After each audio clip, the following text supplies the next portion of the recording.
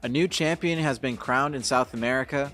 Before that, we have to discuss the state of the Premier League and La Liga and the matchups that took place in the Premier League over the last couple of weeks. Let's get into it. This is Between the Posts.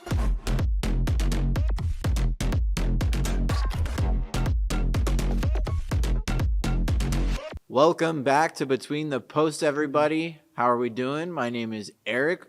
I'm your co-host. We also have my co-host, Enrique. How's it going, guys? It's been a while, actually. It's been a little bit. Yeah. It's a nice, awful December day here in Houston. It's finally winter here in Houston. Yes, it is. We're dealing with chilly weather for the first time. Yeah, it feels like not a winter wonderland exactly, but very imagine grayscale and then like buildings hiding behind clouds, and that's our city right now. Yeah, but if you're tuning in right now, we want to wish y'all a very belated Thanksgiving. Yeah, or happy Thanksgiving, whatever, everybody. Whatever you Happy celebrate. holiday. Yes. Now the holiday season's coming up. Was here, as you can tell by the beanie that I'm wearing. One, I haven't gotten a haircut, so that's another reason why. I did, so no beanie for me. See, no beanie, no hat, man. Look, he's looking good, man. We're looking good.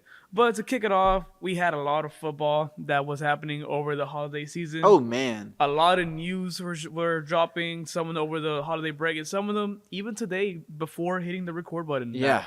So let's get straight into it. I think we need to talk about the elephant in the room. Arsenal. Like, treble? Are we talking about a treble that's happening potentially? Potential quadruple. Like, yes, like this is amazing. Like, if you're an Arsenal fan, how confident are you in winning a trophy? how cocky are you right now? I think that's another one. Look, I watched a lot of that Bayern Arsenal match. Mm-hmm. Arsenal winning 3-1.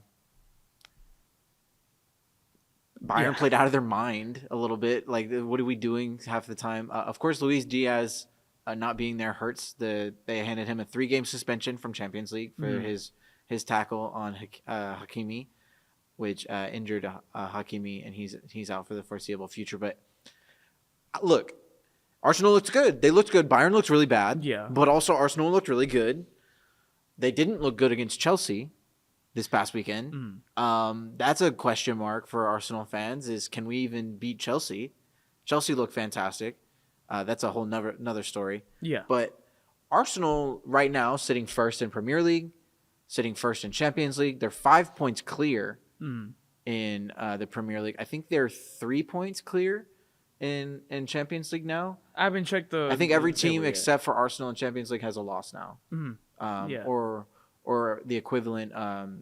They don't have 5 wins after 5 match days the way that Arsenal do. So so like going back to August 30th, this is the 17 matches. It's been 17 matches since August 30th that they've been unbeaten. yeah, in Now, 17 straight matches. This is including also draws and wins, stuff like that. But unbeaten has not been tainted at all. A little bit of commentator curse, potentially. But as a recording here, it's been 17 matches, 17 match days Commentator that curse. they have not been Took me a while to figure it beaten. out. There you go, That's beaten. whatever. I was trying to play it in together. But hey, we move on. But yeah, I mean, you can be comfortable right now. You can, I guess, take little like gulps of like relief, but you're not too far off yet. We were talking about before the episode. You're still 5 points clear. That's great. Congratulations. You're 3 points clear. But I think don't quote us on that. But there's still some teams in about right behind you that are wanting to get to the top spot. And Premier League, you got Man City. Man City. They're amazing, but right now not so much. Yeah, they're Man City specifically giving up a lot of goals that I feel like potentially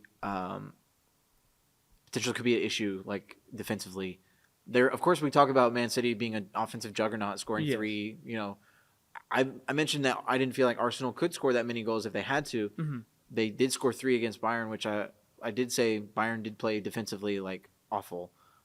So that is something to consider. But they put up 3 against Bayern. Man City, even against a bad Leeds team where they gave up 2 goals, they scored 3. I mean, you win the game.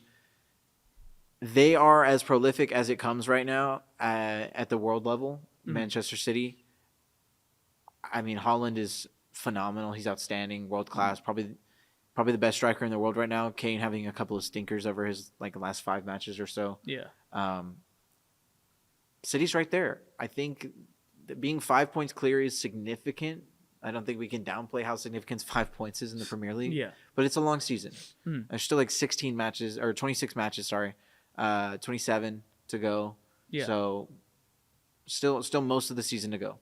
Yeah, and like we mentioned, like the season's not over. We're still. I'm not even gonna say like to the halfway point yet. Not even there. Yeah, but I think what we can talk about as we go into our next segment here, there is something that is over. The Liverpool's quote unquote dynasty, as you told me, it's a quote unquote dynasty. In our preparation work, Enrique really wanted to call Liverpool's run of strength a dynasty, which is difficult to do. Yeah, but they were top two over the last 6 years since 2019. They've won the league twice. They've been top two 4 times. So yes, they've been very strong over a significant period of time. Yeah, and I think now as the days have gone on, I had a list. I had a notes app, but we didn't come in for like the holiday break, and I was ready to rant, as we did on the second episode with you and Team USA. I was ready to rant, but then out of nowhere we got like we have an identity crisis where we want to do good and we win, and then days we don't do good, we lose. So I'm like, I don't know what to talk about anymore because I don't know what it to be like. Okay, yes, we're back, or like, bro, what's going on? I don't know what to do. So now I'm just sitting in the back where I'm like, okay, let me just see how this plays out. I think for Liverpool and Liverpool's fans specifically, if you want to have that we're back moment, there's some things that you can look for. One of those things, and we talked about this before the show, one of those things that you can identify for a Liverpool squad whether or not you're going to win the game. Are they pressing the ball? Are they stopping the ball in the middle of the pitch? Are they fouling? Are they fouling deep in the final third, or are they fouling further up the field in the opponent's third? Like, where are they trying to win the ball? Because they're really aggressive trying to win the ball. Right, yeah. This is something we talked about. They're extremely aggressive in trying to win the ball. But are they succeeding in their tackling? Like, are they getting stuck in, and are they winning the ball? Because when we look at really, really strong teams, we look at them being able to turn the ball over in the opponent third, create those counterattacking opportunities where they don't have to work as hard for their goals. Right now, Liverpool are having to work really hard in the defensive third. Right. Their press just isn't working. They're getting caught out. The midfielders are having to cover too much space with the 4-2-4 formation that they run, where they have two attacking, basically two attacking forwards, and Salah, and I can't remember who's playing on that left side for them right now. Cody Gakpo, I think. Yes. If you have those 4 up front and the midfielders having to do all this work, and then your fullbacks are in 1v1 situations all the time, it's just extremely difficult to cope with that. And I think Liverpool are having this crisis where Slot is trying to ask them to do too much on the offensive side.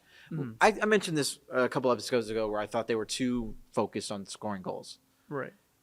We discussed a second ago that Salah is just literally the worst defender in the Premier League. Yeah, and I cannot even argue with that. I mean, statistics. Like, if I showed you his statistics, like we look at like baseball savant cards, and like it's like zeros across the board. Exactly. It's unbelievable. Like I'm not even mad about that. Like I totally agree. Salah is not a defensive player. I think one of the most gifted wingers of our generation. But he cannot defend to save his life. No, absolutely not. And so do not put him in the army. He won't defend your country at all. So for Liverpool, when you're asking so much of your defense, you need to have like.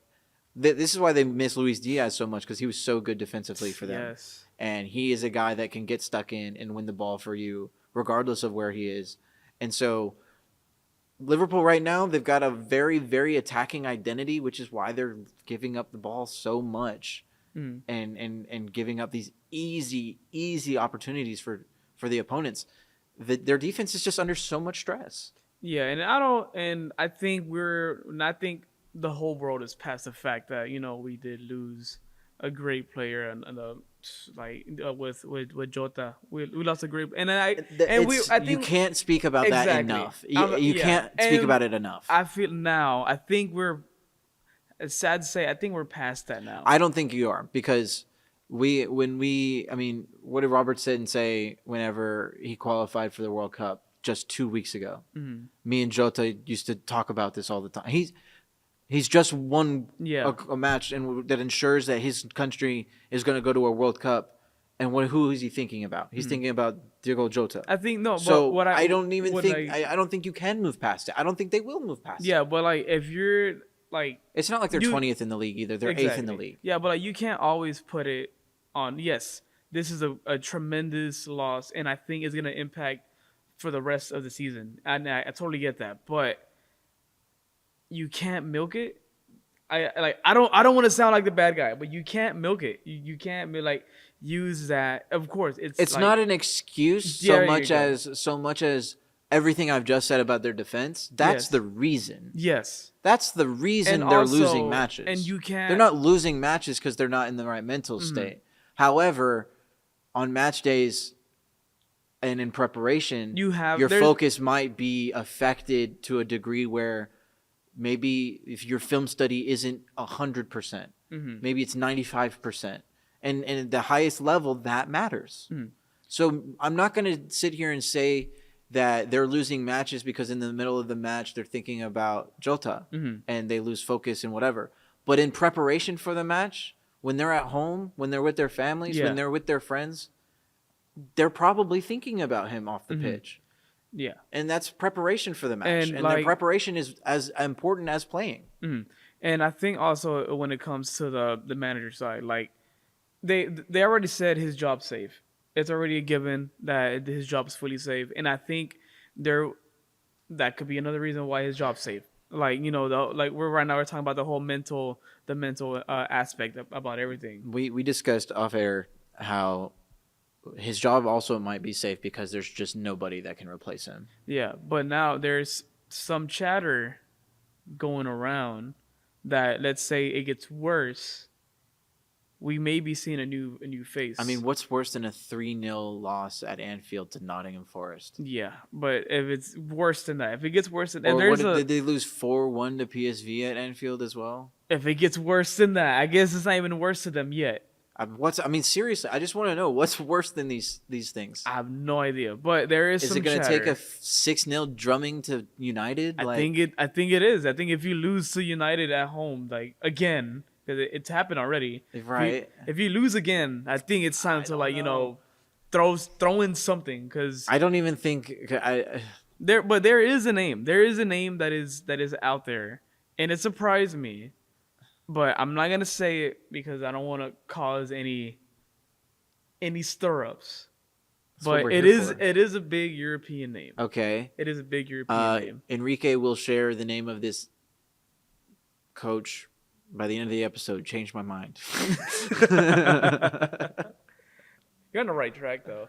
But going with it, I mean the a couple results that we have from the Premier as we're still in the discussion of it. Arsenal are of course we talked about it. We're on top. Man City are right behind them. Like I said, the 5 points clear. But then the bottom three of that is you got Chelsea, which drew to Arsenal 1-1, and you got Aston Villa and then Brighton. Yeah, Aston Villa and Brighton kind of eating off of the bottom of the table right now. But I mean, you got to win against who's in front of you. So I mean, the name of the game for some of these teams, in order to get that Europa League or that Conference League, finish. To play in European football, which of course gets you sponsorships, more revenue, where you can buy better players. This is how the ecosystem works essentially. You want to feed off of those bottom teams, do just enough, get richer, buy better players, or maybe be able to invest in your youth a little more so that you can keep your best players. And Aston Villa, Brighton, of course Chelsea, no stranger to being in this top position. Yeah, but Arsenal, Man City, and Chelsea, I think, have the actual top squads.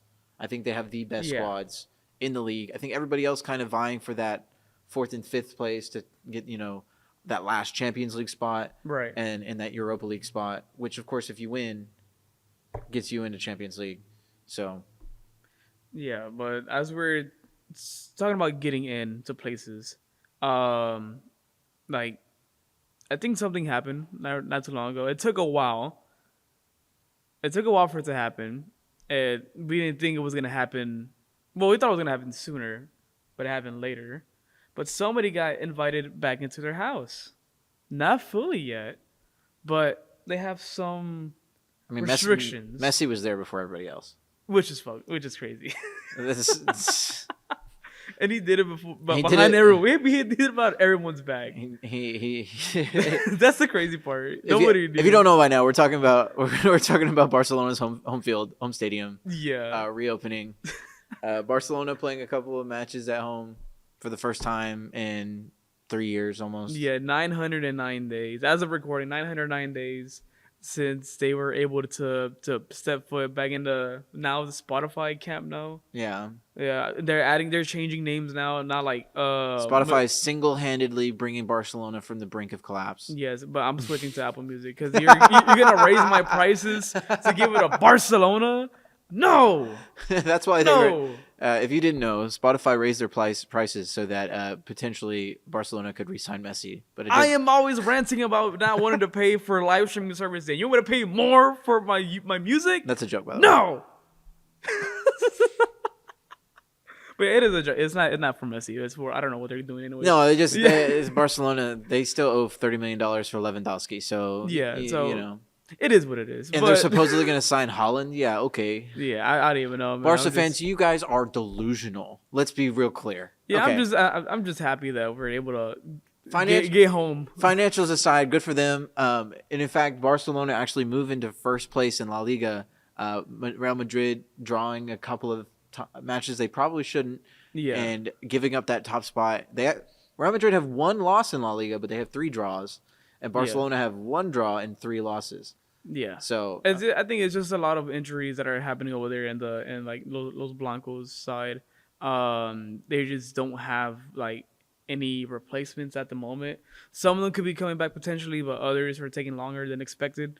But I mean, I think you just gotta attack while your enemy is wounded, and this is something that Barcelona is very well known to be doing because they have not a healthy squad, but I mean, they they're have healthier now. players. They're healthier now than they've been. They've really, really missed Rafinha.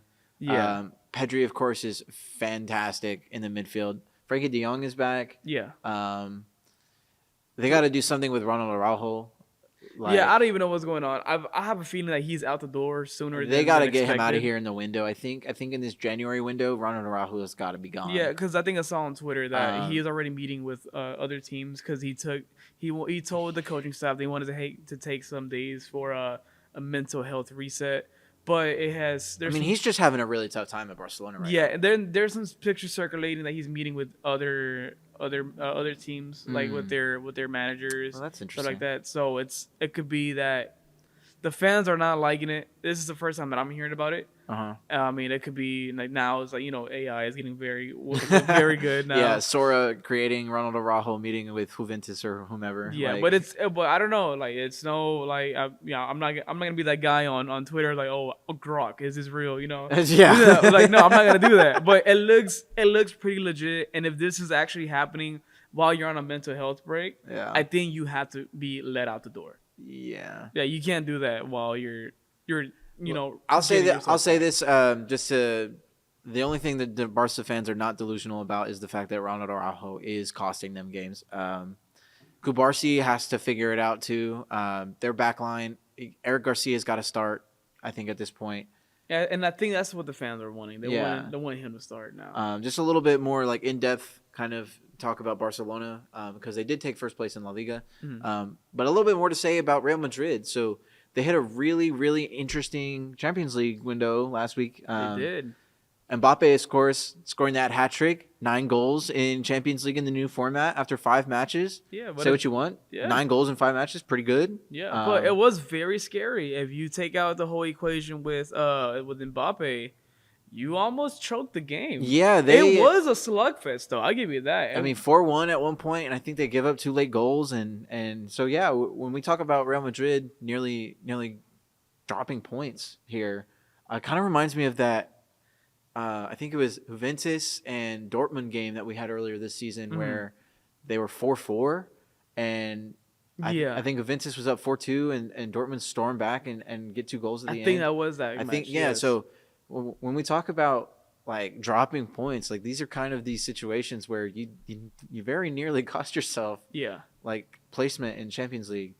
You want to give yourself an opportunity to get to the semifinal before the quarterfinal, or before you face some of the world's elite teams. Yeah. If you drop points like this, now they didn't, but like if you play like this and potentially lose or draw, you're gonna find yourself in that pool of like 16 to 9 where you might get drawn up against a really tough opponent early, and find yourself bounced before March. Sooner rather than later to fix those quirks and like get it done now. Yeah, so certainly a lot to look at for Real Madrid. They're in a little bit of a rut right now. 3 draws in their last 5, 1 win, 1 loss. Just dropping points all over the place. It feels like. I mean, that's why they're not first in the league anymore. Yeah. So a little bit of a La Liga update there. Yeah, but let's hop on the PJ. We're going to South America for a little bit. South America, let's go, baby. Yes, we had the final. The Champions League final.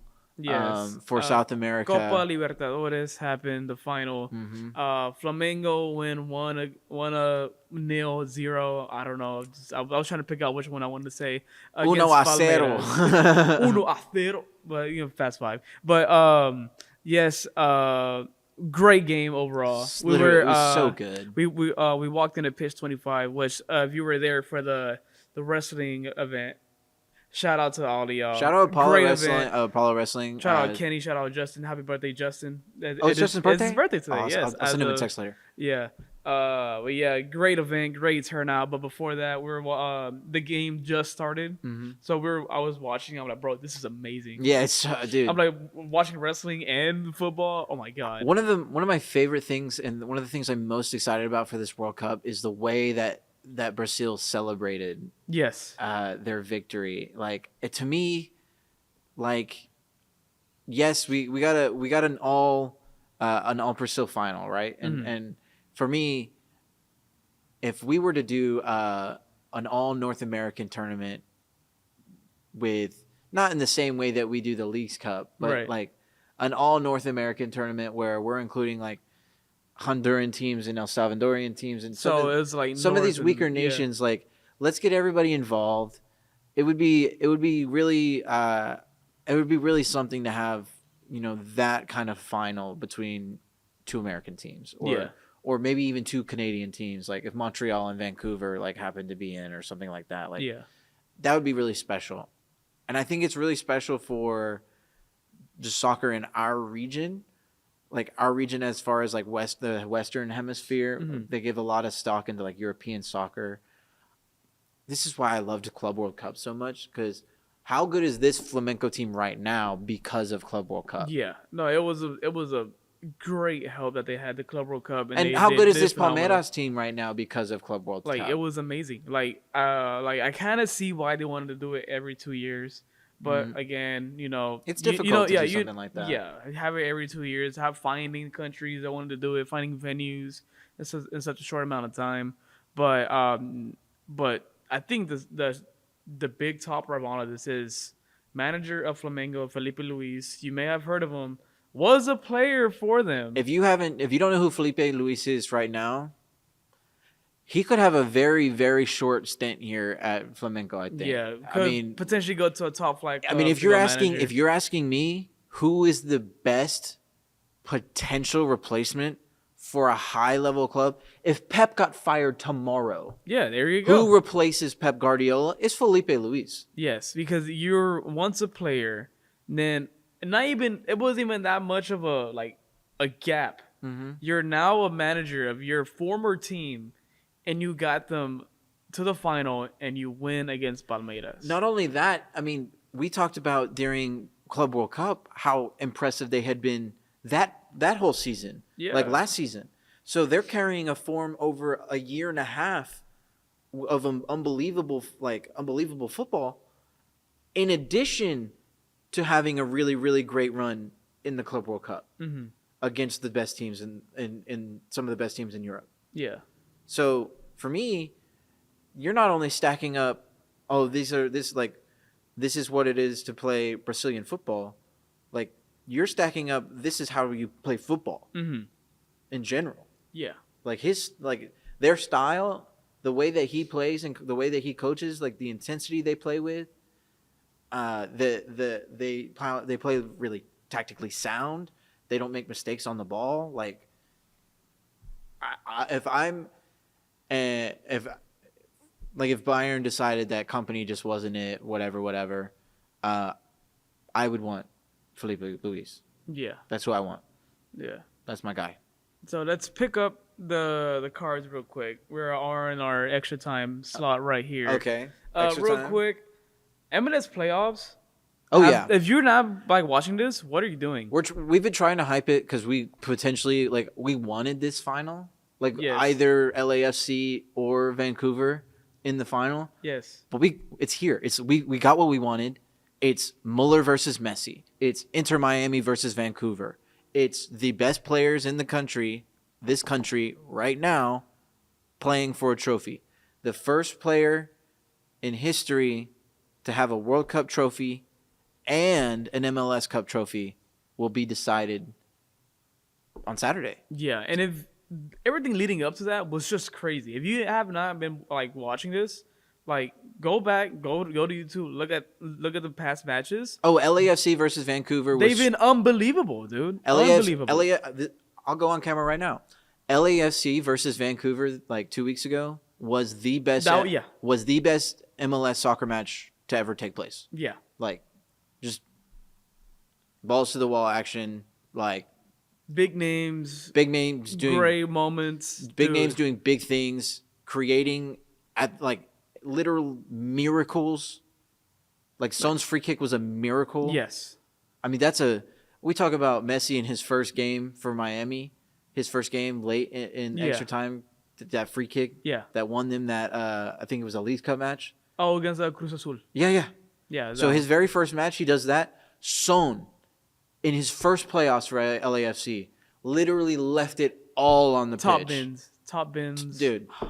Applause to that match in general. And this is a game that they lost, but we're commending them on. So, Vancouver were great in that game. Brian White was great in this last game.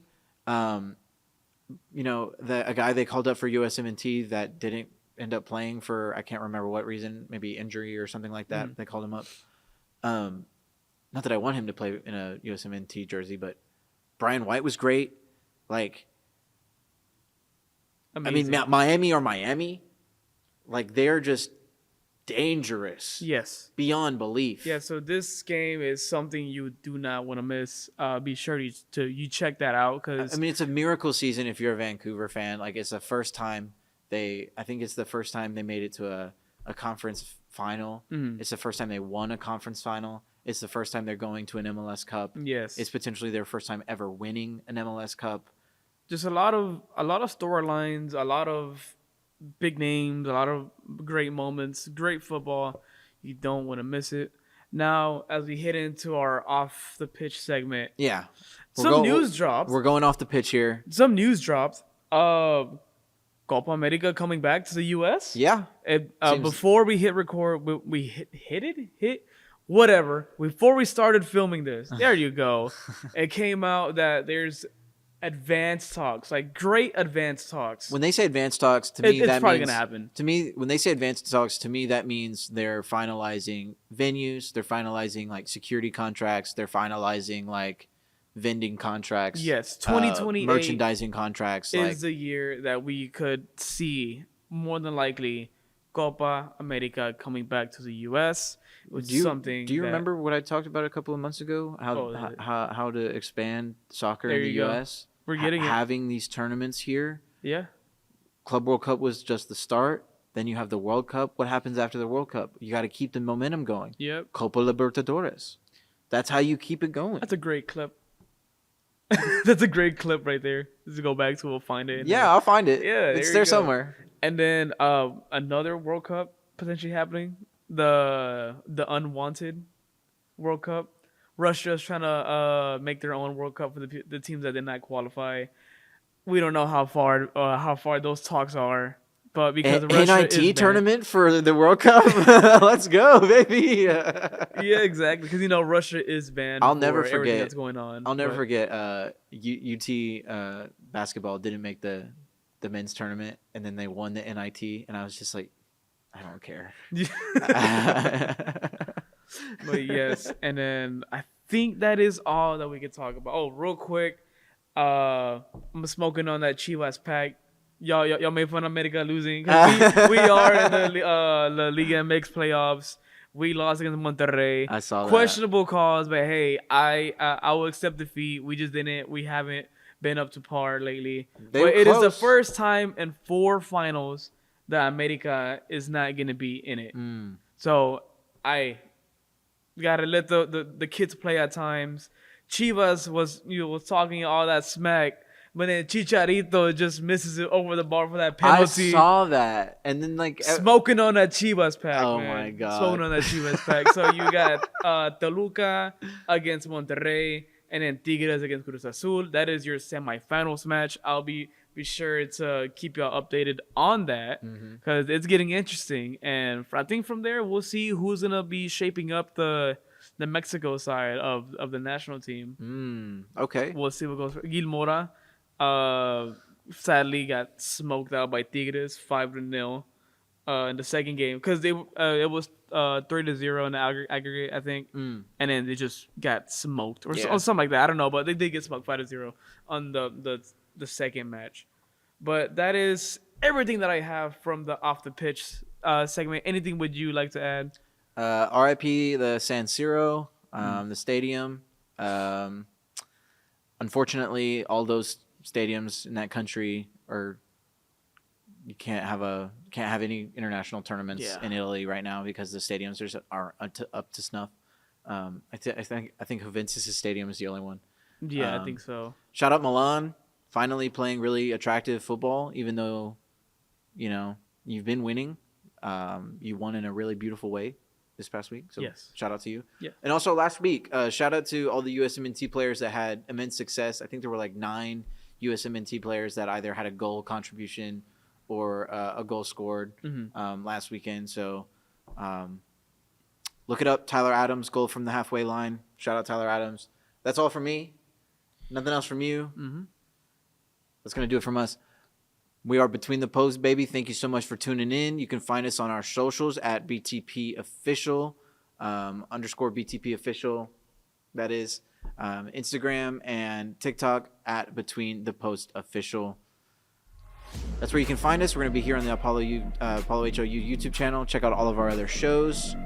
And I think that's going to do it. Yeah, make sure to, give a good old scissor kick to the like button and the subscribe button. Oh my God. I'm taking a page off of Justin's book, okay? Shout out Justin. But yeah, that is what's that's gonna wrap us up right here, man. All right. We're heading to the locker rooms right now. So I am Enrique. I'm Eric. Thanks so much for tuning in, you guys. Take care, guys. Peace.